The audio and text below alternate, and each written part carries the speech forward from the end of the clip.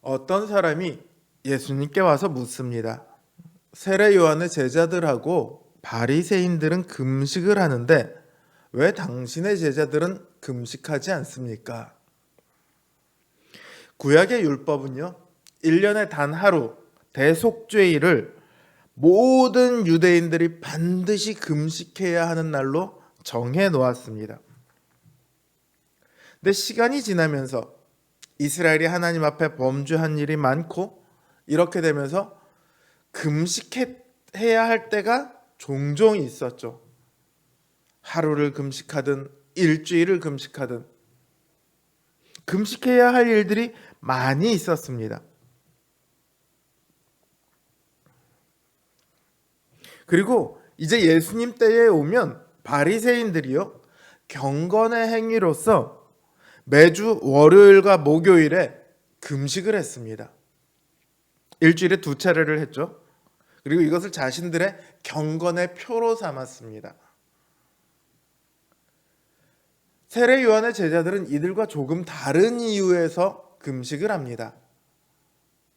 그들이 따르던 세례 요한이 죽기도 했거니와, 그래서 이제 슬퍼서 금식을 하는 것도 하나의 이유가 될 수 있을 것이고, 세례 요한이 했던 것처럼 자신의 죄를 슬퍼하고 메시아의 오심을 준비하기 위한 징표로서 금식을 그들은 여전히 했던 것 같습니다.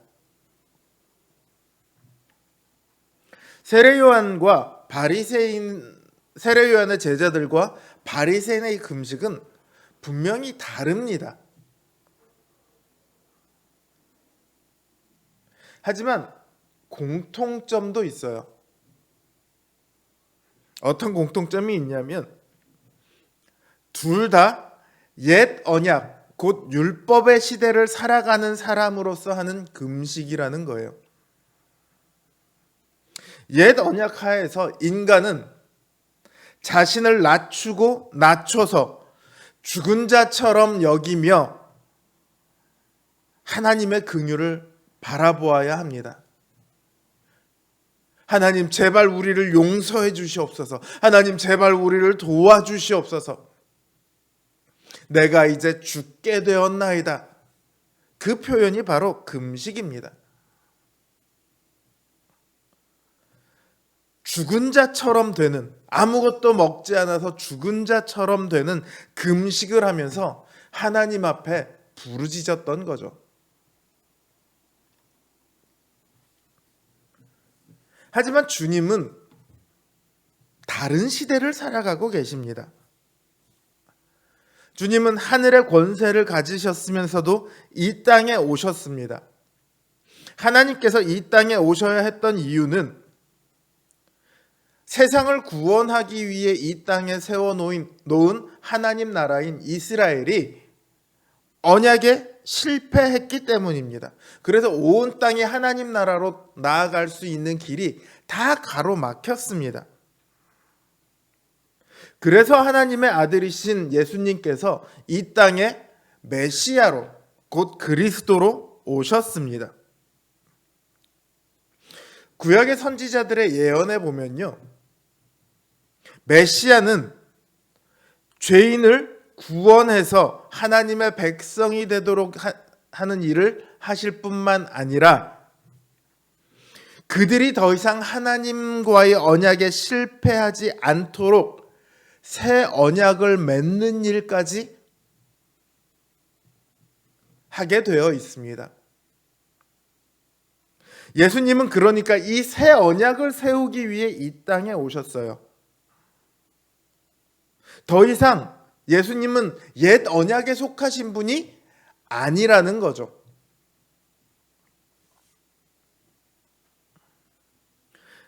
예수님의 제자들은 예수님에게 속한 예수님의 사람들입니다. 그러니 이들 역시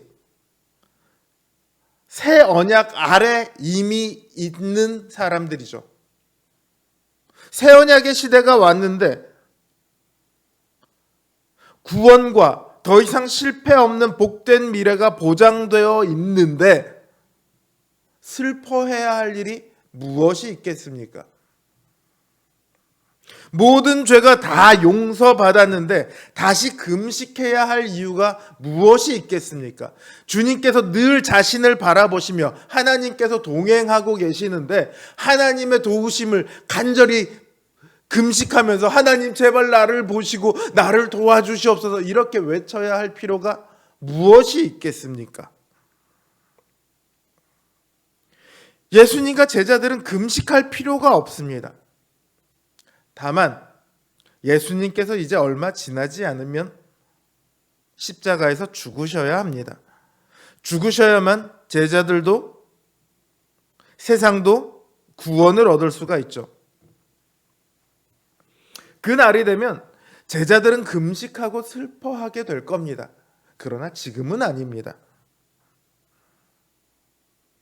요한복음 16장 20절을 보면 주님께서 죽으시기 직전에 제자들에게 뭐라고 말씀하시냐면 너희는 곡하고 애통하겠으나 세상은 기뻐하리라. 너희는 근심하겠으나 너희 근심이 도리어 기쁨이 되리라. 이렇게 말씀하십니다.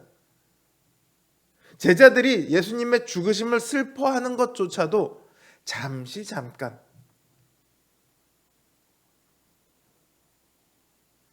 부활하신 주님을 뵙고 그들의 슬픔은 비교할 수 없을 정도의 큰 기쁨으로 변하게 될 것입니다.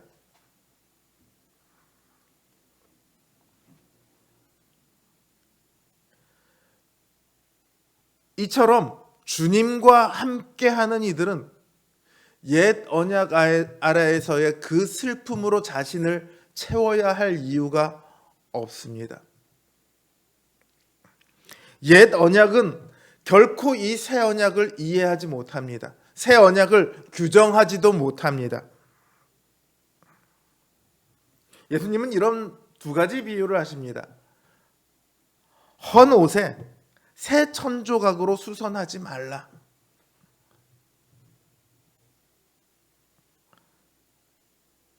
새 천은 세탁을 하면 줄어들어요. 그러니까 낡은 옷에다가 이 새 천을 붙여갖고 빨래를 하면 어떻게 됩니까? 새 천이 줄어들면서 오히려 주변에 있던 그 낡은 천들이 더 헤어지게 되는 거죠. 또한 새 포도주는 새 가죽 부대에 담아야 한다고 말씀하십니다. 포도주가 들어가서 발효가 되면요 부피가 늘어납니다. 그러니까 가죽 부대도 같이 늘어나요.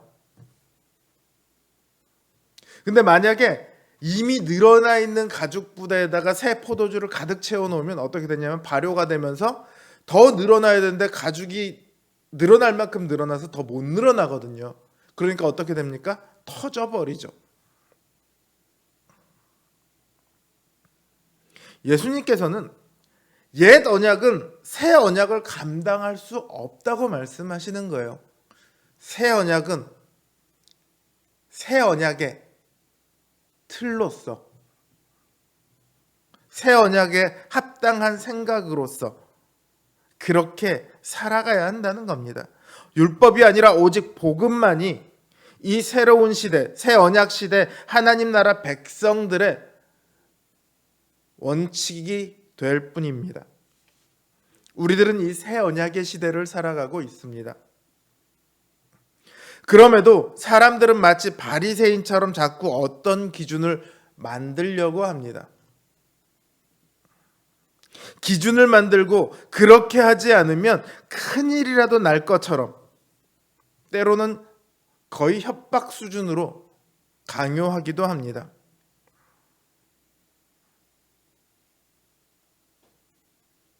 새 언약이라고 하기보다는 오히려 바리새인에 가까운 옛 언약의 시대를 살아가는 거죠. 2000년이 지났다고 해서 새 언약이 헌 언약이 될 수 없습니다. 새 언약은 완성된 언약입니다. 오직 예수님을 믿고 그 복음을 따라 살아가는 것만이 우리가 추구해야 할 모든 것입니다. 교회가 가르쳐야 할 모든 것입니다. 그 외에 어떤 것도 우리 삶의 기준이 되게 하지 마십시오. 복음에 어떤 것도 더하지도 마시고 복음에 더한 것을 따라가지도 마십시오. 오직 복음과 그 복음을 우리에게 주신 주님만이 우리의 전부가 되십니다.